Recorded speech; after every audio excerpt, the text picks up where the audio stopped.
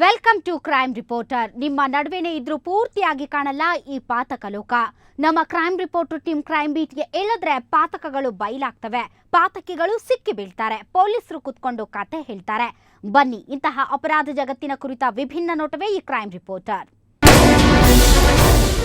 ರಕ್ಷಾಬಂಧನ ಇನ್ನೇನು ಹತ್ರ ಬರ್ತಿದ್ದ ಹಾಗೆ ಅಣ್ಣ ತಂಗಿರ ಕಥೆನೇ ಜಾಸ್ತಿ ಆಗಿದೆ ನೋಡಿ. ಪ್ರತಿ ವರ್ಷ ತಪ್ಪದೇ ರಾಖಿ ಕಟ್ಟಿಸ್ಕೊಂಡು ರಕ್ಷಣೆಯ ಭಾರ ಹೊರೋ ಅಣ್ಣಂದಿರು ತಂಗಿಯರನ್ನ ಮತ್ಯಾವ ರೀತಿಯಲ್ಲಿ ರಕ್ಷಿಸ್ತಾರೋ ಇಲ್ವೋ, ಆದ್ರೆ ಆಕೆ ಮೇಲೆ ಹುಡುಗರ ವಕ್ರದೃಷ್ಟಿ ಬೀಳದಂತೆ ನೋಡ್ಕೋತಾರೆ. ಅದರಲ್ಲೂ ಕಾಲೇಜ್ಗೆ ಹೋಗೋ ತಂಗಿ ಇದ್ರಂತೂ ಅಣ್ಣ ಆಕೆಯನ್ನ ಕಣ್ಣಲ್ಲಿ ಕಣ್ಣಿಟ್ಟು ಕಾದ್ಬಿಡ್ತಾನೆ. ಅಷ್ಟಾಗ್ಯೂ ಕೆಲ ಚಂದದ ಹುಡುಗಿರು ಪ್ರೀತಿಗೆ ಬೀಳ್ತಾರೆ, ಮನೆ ಬಿಟ್ಟು ಓಡೂ ಹೋಗ್ತಾರೆ. ಹೀಗೆ ಹೋದ ತಂಗಿಯೊಬ್ಬಳನ್ನ ವಾಪಸ್ ಕರ್ಕೊಂಡ್ಬರ್ಬೇಕು ಅಂತ ಪೊಲೀಸ್ ವೇಷ ಹಾಕೊಂಡ ಅಣ್ಣನ ಕಥೆ ಇದೆ ಇವತ್ತಿನ ಕ್ರೈಮ್ ರಿಪೋರ್ಟರ್ನಲ್ಲಿ.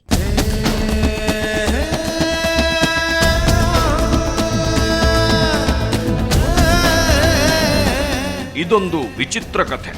ಈ ಮುದ್ದಾದ ಹುಡುಗಿ ಪ್ರೀತಿನೇ ಆ ದ್ಯಾವ್ರು ಕೊಟ್ಟ ಆಸ್ತಿ ನನ್ನ ಬಾಳಿಗೆ ಅಂದ್ಕೊಂಡು ಈ ಹುಡುಗನ ಜೊತೆ ಓಡ್ ಬಂದ್ಬಿಟ್ಟಿದ್ದಾಳೆ. ಸುಮಾರು 2 ವರ್ಷಗಳಿಂದ ಬಾರೆ ಬಾರೆ ಚಂದದ ಚೆಲುವಿನ ತಾರೆ ಅಂತ ಈಕೆಗೆ ಕಾಳ್ ಹಾಕಿ ಹಾಕಿ ಕಡೆಗೂ ಹಾರಿಸಿಕೊಂಡು ಬರೋದ್ರಲ್ಲಿ ಯಶಸ್ವಿಯಾಗಿದ್ದ ಈ ಹುಡುಗ.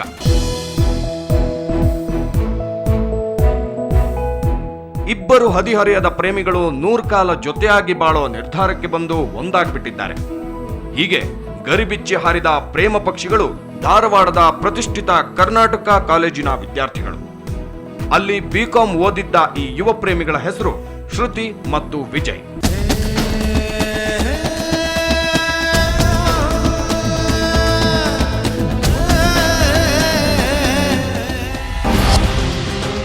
ಧಾರವಾಡದ ಮೊಹಲ್ಕರ್ ಪ್ಲಾಟ್ನಲ್ಲಿ ವಾಸವಾಗಿರೋ ರಾಜಶೇಖರ್ ಈ ದಂತದ ಗೊಂಬೆ ಶ್ರುತಿಯ ತಂದೆ. ಅವರಿಗೆ ಮಗಳನ್ನ ಚೆನ್ನಾಗಿ ಓದಿಸಿ ಒಳ್ಳೆ ಕಡೆ ಸಂಬಂಧ ನೋಡಿ ಮದುವೆ ಮಾಡಿ ಆಕೆ ಸುಖವಾಗಿರೋದನ್ನ ನೋಡಿ ಖುಷಿ ಪಡುವ ಆಸೆ. ಆದ್ರೆ ಈಕೆ ಜೊತೆಲಿ ಓದೋ ಹುಡುಗನ್ನೇ ಇಷ್ಟಪಟ್ಟಿದ್ದಲ್ಲದೆ ಅವನು ಲೈಫಲ್ಲಿ ಸೆಟ್ಲ್ ಆಗೋ ತನಕನೂ ಕಾಯ್ದೆ ಓಡ್ ಬಂದ್ಬಿಟ್ಟಿದ್ದು. ಮನೆಯಲ್ಲಿ ಈಕೆಯ ಪ್ರೇಮ ಸಲ್ಲಾಪ ಬಹಿರಂಗವಾಗಿ ಅವರು ಹುಡುಗಿಯ ಓದಿಗೂ ಕತ್ರಿ ಹಾಕಿ ಬೇರೆ ಕಡೆ ಮದುವೆ ಮಾಡೋ ತೀರ್ಮಾನ ಮಾಡದೆ ಇದ್ದಿದ್ರೆ ಶ್ರುತಿ ಕೂಡ ಹೀಗೆ ಮನೆ ಬಿಟ್ಟು ಓಡ್ ಬರ್ತಾ ಇರಲಿಲ್ಲ. ನಾನಂತೂ ಮೊದಲೇ ಕೇಳಿದ್ದೆ ರೀ, ಮನೆಯೊಳಗೆ ಗೊತ್ತಾಯ್ತು ನಾನು ಲವ್ ಮಾಡ್ತೀವಂತ.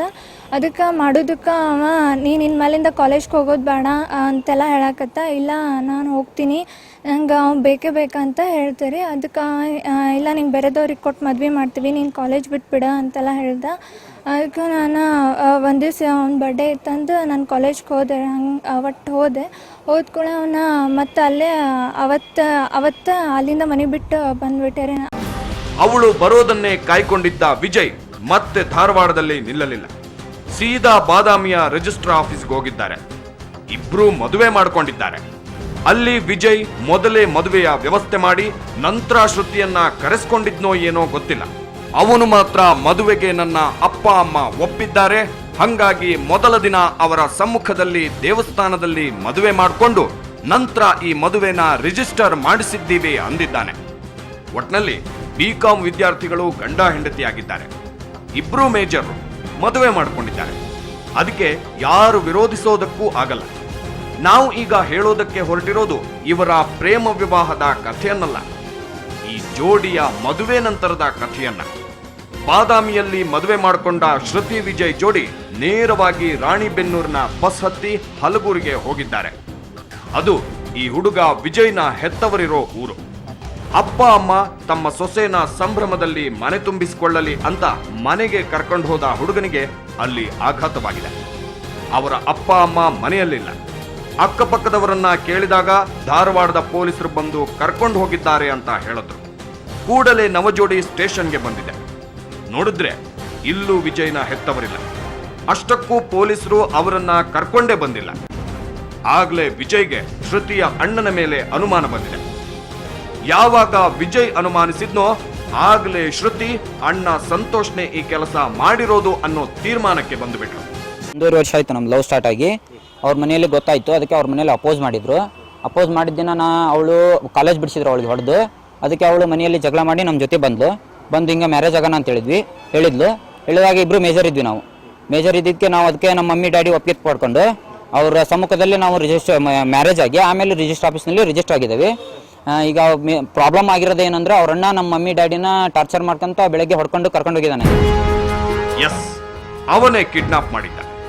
ಯಾವಾಗ ಶ್ರುತಿ ಮನೆ ಬಿಟ್ಟು ಓಡ್ ಹೋದ್ಲೋ ಅವತ್ತಿನಿಂದ ಆಕೆಯ ಅಣ್ಣ ಸಂತೋಷ ತಂಗಿಯನ್ನ ಹುಡುಕೊಂಡು ನಾಯಿ ತರ ಅಲೆದಿದ್ದ.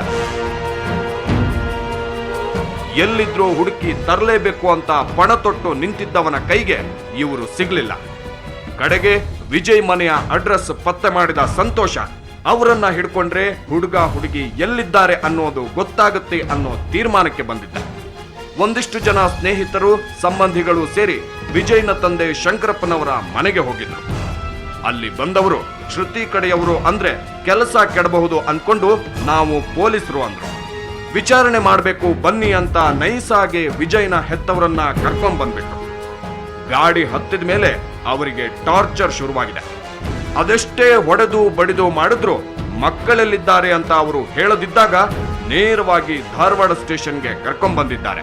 ಅಲ್ಲಿ ಪೊಲೀಸರ ಕೈಗೊಪ್ಸಿ ಕಾಣೆಯಾಗಿರೋ ತಂಗಿ ಎಲ್ಲಿದ್ದಾಳೆ ತಿಳ್ಕೋಬೇಕು ಅನ್ನೋದು ಅವರ ಇರಾದೆ. ಆದ್ರೆ ಸ್ಟೇಷನ್ಗೆ ಬರೋ ಹೊತ್ತಿಗೆ ಆಶ್ಚರ್ಯ ನಡೆದಿತ್ತು. ಶ್ರುತಿ ಮತ್ತು ವಿಜಯ್ ಇಬ್ರು ಅಲ್ಲೇ ಇದ್ರು. ಆಲ್ರೆಡಿ ಕಿಡ್ನಾಪ್ ಕಂಪ್ಲೇಂಟ್ ಕೊಟ್ಟು ನಮಗೆ ರಕ್ಷಣೆ ಕೊಡಿ ಅಂತ ಕೇಳ್ಕೊಂಡು ಕುಂತಿದ್ರು. ಅವರಿಗೆ ಅಪ್ಪ ಅಮ್ಮನ್ನ ನೋಡಿ ಖುಷಿ. ಆದ್ರೆ ವಿಜಯ್ನ ಹೆತ್ತವರಿಗೆ ಮಾತ್ರ ಅಲ್ಲಿವರೆಗೂ ನಾವು ಕಿಡ್ನಾಪ್ ಆಗಿದ್ದೀವಿ ಅನ್ನೋದು ಗೊತ್ತಿರಲಿಲ್ಲ. ಮಗ ಮಾಡಿದ ತಪ್ಪಿಗೆ ನಮ್ಮನ್ನ ಪೊಲೀಸರು ಕರ್ಕೊಂಡ್ಬಂದಿದ್ದಾರೆ ಅಂತಾನೆ ಅವರು ಅಂದ್ಕೊಂಡಿದ್ರು. ವಿಜಯ್ನ ತಾಯಿ ಹನುಮವ್ವ ಅಂತೂ ಹೆದರಿ ನಡುಗ್ತಾ ಇದ್ರು.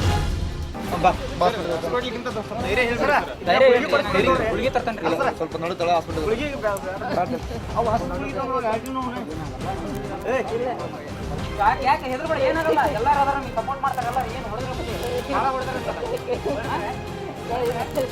ಹೆದರ್ಬೇಡ ನೀನು, ಯಾರೇನು ಮಾಡಲ್ಲ, ನಮ್ಗೆ ಎಲ್ಲರೂ ಸಪೋರ್ಟ್ ಅದಾರ. ಇಲ್ಲ ಯಾಕೆ ನೀ ಅಳಬೇಡ ಬೇ, ಏನಾಗಲ್ಲ. ಯಾರೇನ್ ಮಾಡ್ಯಾರ ಹೊಡೆದಾರ ಸಿಕ್ಕಾಪಟ್ಟೆ ಹೊಡೆದಾರ. ಹೇಳ್ರಿ ಯಾರು ಹೊಡೆದ್ರು ಅಲ್ಲ ತಪ್ಪಿರೋದು ಹೇಳಿದ್ರಿ.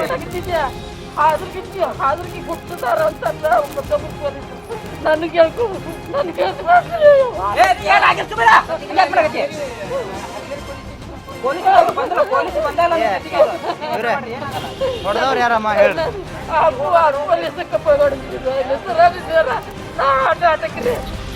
ಮಗ ಅದೇನು ಹೇಳಿದ್ರು ಆಕೆಗೆ ಸಮಾಧಾನವಾಗ್ಲಿಲ್ಲ. ಕಡೆಗೆ ಸೊಸೆ ಶ್ರುತಿ ನಾನು ನಿಮ್ಮ ಜೊತೆಗೆ ಇದ್ದೀನಿ ಅಂತ ಸಮಾಧಾನ ಮಾಡಿದ್ಮೇಲೆ ಸ್ವಲ್ಪ ಚೇತರಿಸ್ಕೊಂಡ್ರು. ಏನು ಮಾಡಂಗಿಲ್ಲ, ಭಾಳ ಹೊಡೆದಾರ ವಿಜಯ್, ಭಾಳ ಹೊಡೆದಾರ.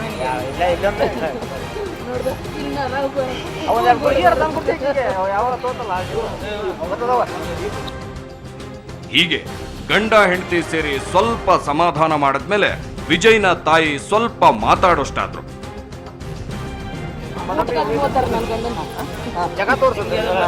ನಮ್ಗೆ ಒಂದ ಪೇಟೆ ಹೊಡೆದಪ್ಪ ಪೊಲೀಸರು.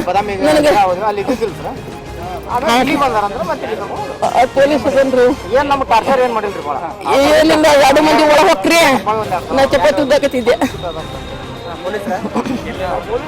ಇಲ್ಲ ನನ್ಗೆ ಒಂದ ಪೇಟೆ ಹೊಡೆದು ತವರ ಮುಚ್ಕೊಂತ ಬಂದ್ರು. ಹೀಗೆ ಟಾರ್ಚರ್ ಕೊಟ್ಕೊಂತ ಬಂದವರನ್ನ ಸುಮ್ಮನೆ ಬಿಡೋದಕ್ಕಾಗತ್ತ? ತಂಗಿ ಮನವೊಲಿಸಿ ಮನೆಗೆ ಕರ್ಕೊಂಡು ಹೋಗ್ಬೇಕು ಅಂತ ಅಂದ್ಕೊಂಡು ಇಷ್ಟೆಲ್ಲ ಮಾಡಿದ ಸಂತೋಷ ಮತ್ತು ಗ್ಯಾಂಗನ್ನ ಪೊಲೀಸರು ವಶಕ್ಕೆ ತಗೊಂಡ್ರು. ನಕಲಿ ಪೊಲೀಸರ ವೇಷ ಹಾಕೊಂಡು ಕಿಡ್ನಾಪ್ ಮಾಡಿದ್ದಕ್ಕೆ ಅವರ ವಿರುದ್ಧ ಪ್ರಕರಣನೂ ದಾಖಲಾಯಿತು. ಒಂದು ಹರೆಯದ ಹುಡುಗರ ಪ್ರೇಮ ಪ್ರಸಂಗ ಇಷ್ಟು ರಾದ್ಧಾಂತ ಸೃಷ್ಟಿಸಿಬಿಡ್ತು. ಇನ್ನು ಮುಂದೆ ಈ ಜೋಡಿ ಸುಖವಾಗಿ ಸಂಸಾರ ಮಾಡ್ತಾರ? ನಾನಂತೂ ಅವಳನ್ನ ಚೆನ್ನಾಗಿ ನೋಡ್ಕೊಂತೀನಿ, ಮುಂದಾದ್ರೂ ಚೆನ್ನಾಗಿ ನೋಡ್ಕೊಂತೀನಿ.